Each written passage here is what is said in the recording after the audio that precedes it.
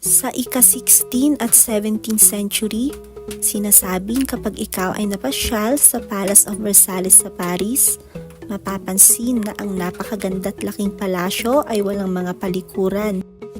Sa panahong yon, wala pang mga sipilyo, pabango at deodorants, bilang lamang ang mga toilet paper.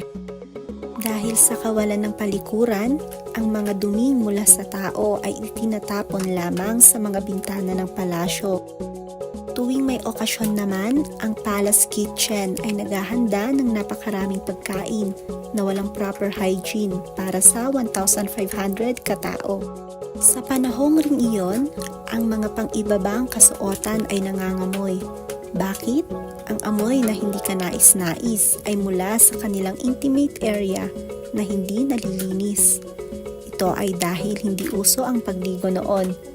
Dahil sa klima at halos walang mga running water, hindi tulad sa panahon natin ngayon. Dumako naman tayo sa kanilang pagligo.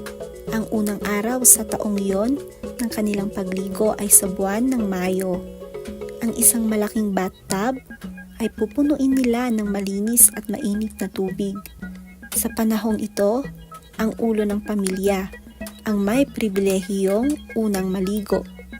Matapos nitong maligo, susunod ang ibang miyembro ng pamilya na may sinusunod na order. Ito ay base sa kanilang mga edad. Pinakahuling maliligo ang mga sanggol at ang tubig na yon ay napakarumi na. Dahil sa rumi nito, maraming mga sanggol ang nagkasakit at binawian ng buhay. Ang kasal naman ay karaniwang ginaganap sa buwan ng Hunyo. Ang Hunyo para sa kanila ay ang simula ng kanilang summer. Bakit nga ba karamihan sa kanila ay sa buwan na ito ikinakasal? Simple lamang. Nabanggit natin kanina na sa buwan ng Mayo, ginaganap ang kanilang unang araw ng pagligo. Kaya naman kapag ang magkasintahan ay ikakasal sa buwan ng Hunyo, hindi pa gaano masama ang amoy ng bawat isa dahil sila ay naligo noong buwan ng Mayo.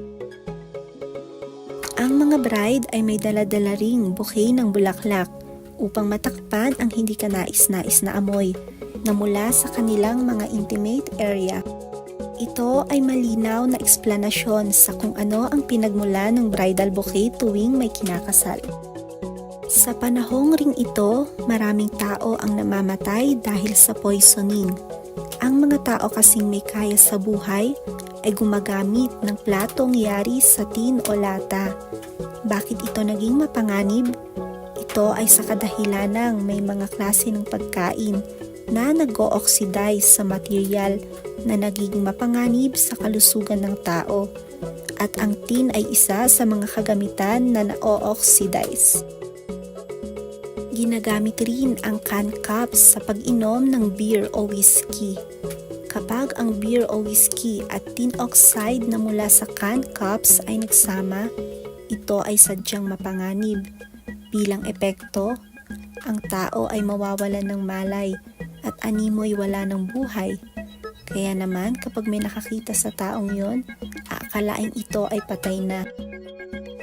Yan ang ilan sa mga bagay ukol sa pamumuhay ng mga tao noong Middle Ages.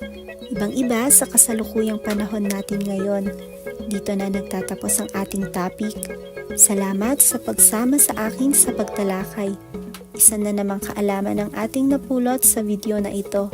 Kung nais mo pang makapanood ng ganitong contents, like and subscribe na. Maraming salamat. See you on our next video.